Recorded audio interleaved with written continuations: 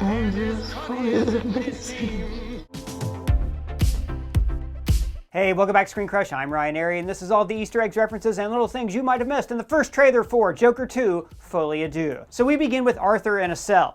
Get it? Incel? Now, it looks like he's in a box here as it zooms out. So seeing Arthur in a box works on a few levels. It shows that Arthur is physically inside this box, a cell in Arkham Asylum, but this is also symbolizing how he feels inside. He feels boxed in emotionally because he has no one he can connect to. Now, the guard asks him if he has a joke. So this might be setting us up for all of this movie. This whole story is going to end up being just one big joke on him. Now, the title of the movie, Folie à Deux, means a delusion shared between two people, which in this case means the Joker and Harley Quinn. But it also means that the two of them are sharing this delusion with the world, like Arthur did in the first movie. The first movie shows Arthur's descent into insanity until that descent is broadcast on television and then spreads to the entirety of Gotham City. Now, the song playing here is What the World Needs Now by Jackie DeShannon, made famous by Burt Bacharach. So the song is implying that Harley and Joker loving each other is what the world needs right now, how their love can heal the world. Now, in this case, it might literally mean that love can heal Arthur's mind, since really in the first film, all he wanted was a human connection. He wanted to be seen and he wanted to be loved. But you have to remember that in these movies, Arthur's mind essentially is the world. And what I mean by that is because we're not sure what's real and what's not, everything that we see in this movie is an extension of Arthur's brain. Wait, what do you mean by that? Okay, so you're right. Let me back up for a second and explain the first Joker movie. The 2019 Joker film was the first of its kind. Coming just 1 year after the release of 2018's Venom, this film too gave an iconic hero's most iconic villain the spotlight. Now, the movie understandably had its doubters. I mean, a movie led by the psychotic clown Prince of Crime without Batman? It was almost as crazy as doing all these Spider-Man movies without Spider-Man. But here's the twist, this actually worked so well. Joker was nominated for 11 Academy Awards, including Best Picture. Joaquin Phoenix won Best Actor, and the film also won Best Score. I didn't know that. Yeah, it won Best Score. Joker redefined what a comic book movie could be. The important social commentary regarding the mental health awareness and the effects of poverty and the lack of healthcare, all of that took center stage. The film walked the line of not excusing the actions of a madman, but instead showing how a monster can be created by societal neglect. They were very careful to not turn the Joker into an anti-hero. He may be the lead of the film, but he's still very much a villain. Police, get what you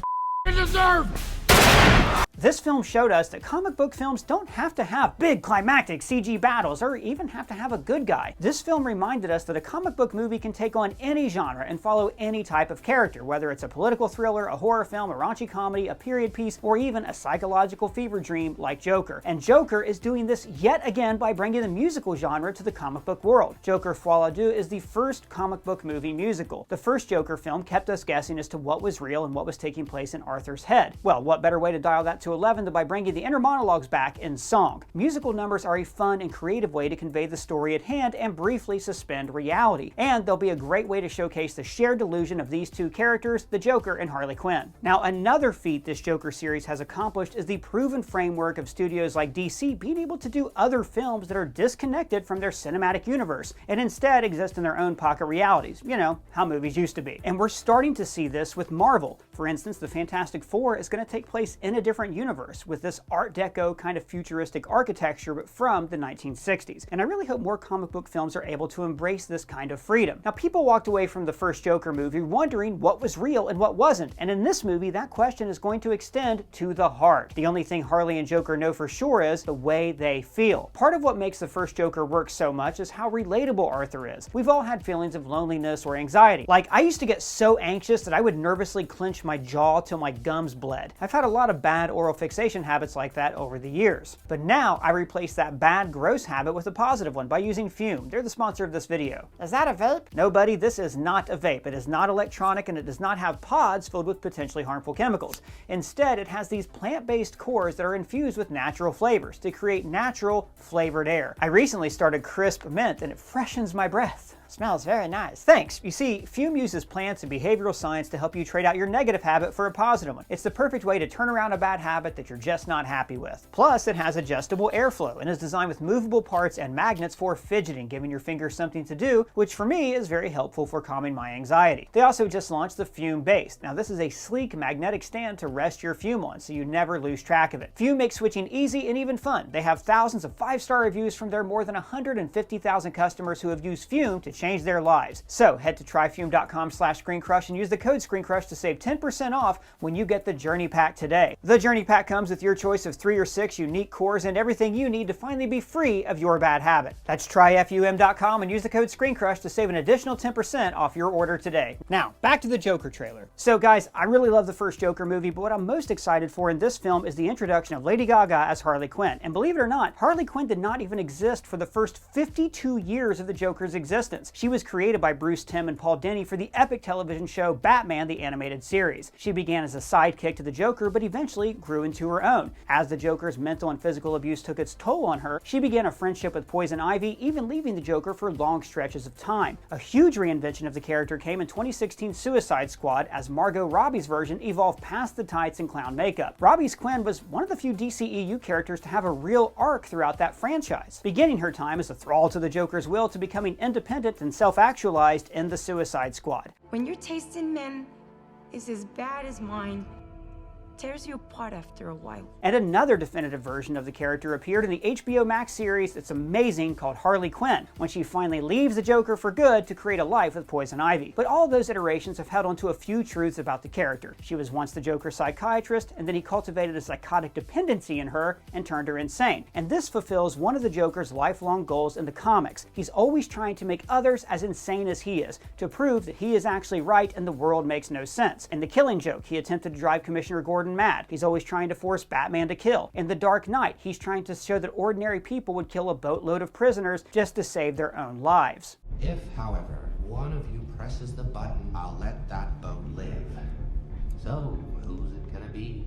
And of course, the first Joker ends with him spreading mass hysteria through the people of Gotham. So, that's all the background. Now let's look at this trailer. Now, we tried to figure out what lyrics they were singing here, but based on like the stanza structure, I'm pretty sure this is a hymn. It could indeed be that she is an inmate, or maybe she does work at the hospital like she does in the comics and in the original series, and this is just some kind of after-hours choir practice they're having, but probably not. She's probably an inmate. Now, Arthur in this shot, this is framed in a very interesting way. This makes it look like he is in some sort of confessional, like he is emptying his sins out to God. He lights a cigarette here too. Notice the orange lighting in the fire. And the narration here says, "We use music to make us whole, to balance the fractures." Now, obviously, saying that we use music to make us whole refers to Arthur and Harley using one another to make them whole. I think what we're going to see here is as soon as the two of them make a connection, they begin to hallucinate these musical numbers and songs together. In a way, they were incomplete, but now, through their shared delusion and their shared musical numbers, they become complete. So we go from that shot of Arthur lighting fire to him walking through water, this gray, depressing landscape of Arkham Asylum. I love the contrast between fire and water right here. And then, while he's in this gray, depressing world, we see that world from another perspective. From the top, this looks beautiful and colorful. Right when the music swells to the lyrics, what the world needs now is love. Now, these bright, beautiful colors are the Joker's hallmark. He's known for wearing bright, garish suits. So what this is showing us is that when you see Arthur's world from below, it looks dreary. But when you look at it from above, you know, the perspective of somebody who's insane, then the whole world is just a big joke to make you laugh. And then we see Lady Gaga's Harley Quinn walking up the same stairs that Arthur drudged up every day at the end of work. Now,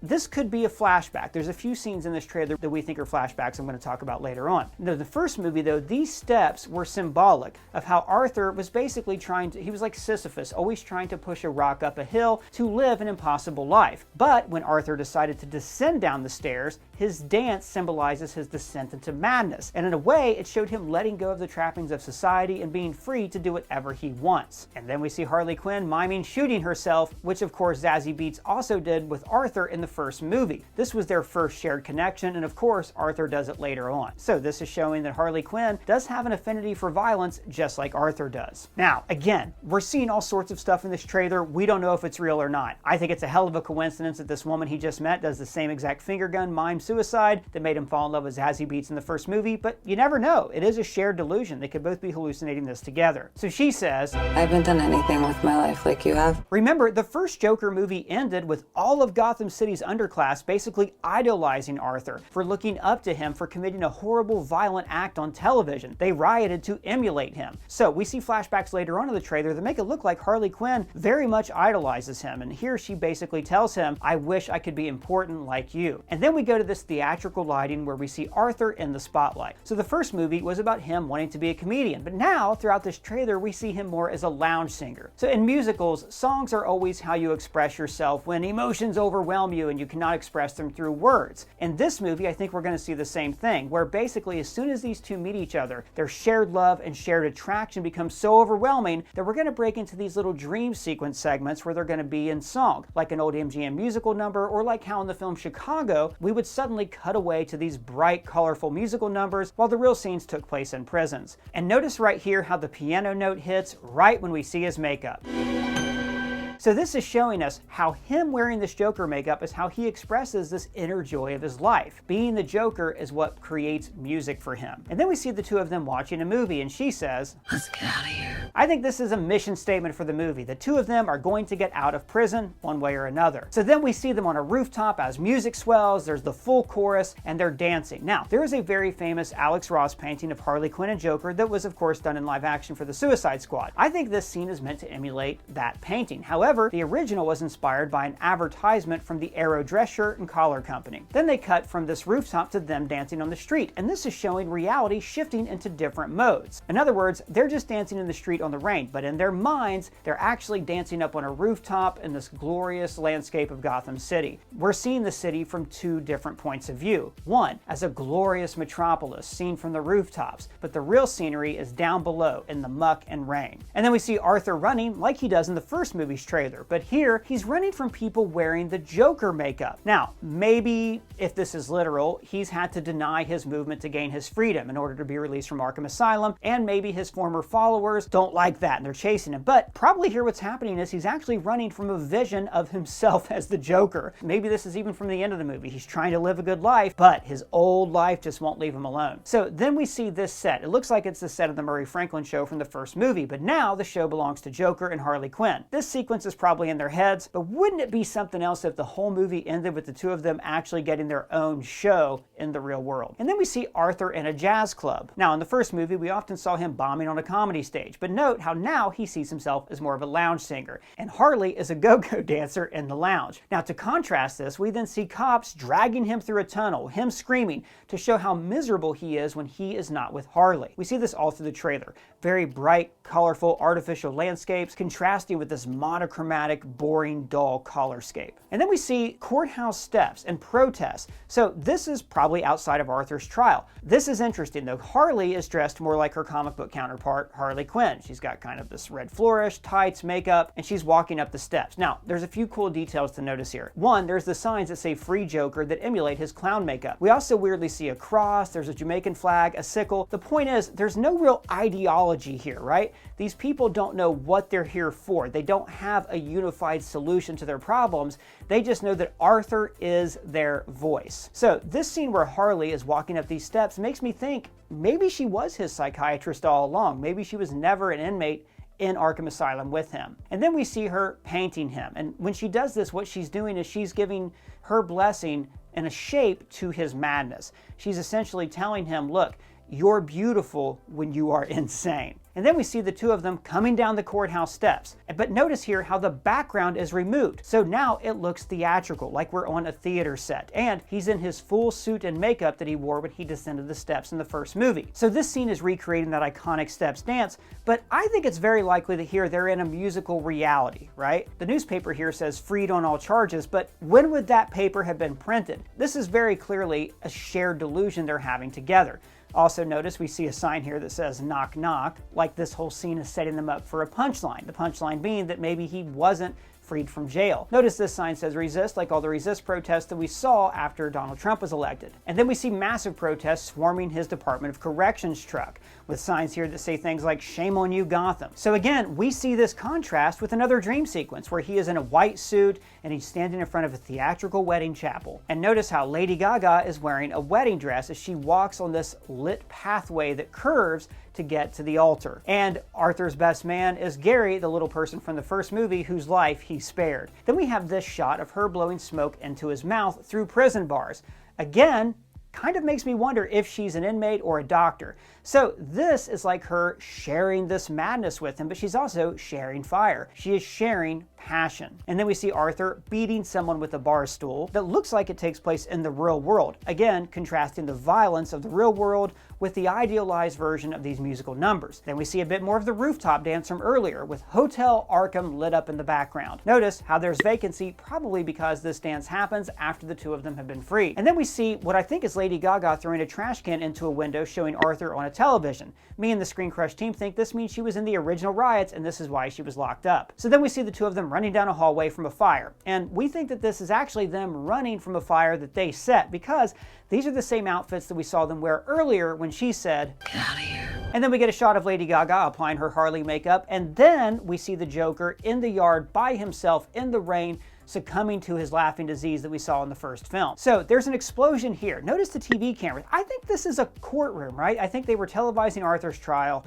and probably a terrorist snuck in a bomb. Maybe the bomb even resulted in a mistrial that ended up freeing Arthur. But then we see them in the same courtroom doing a musical number. It looks like that this courtroom becomes a jazz club where she and Arthur perform. Now the button scene to the trailer is when she draws on this window to I want to see the real you. So again, why is she on the other side of this glass? It makes me think that she's a doctor visiting him and that she was never an inmate.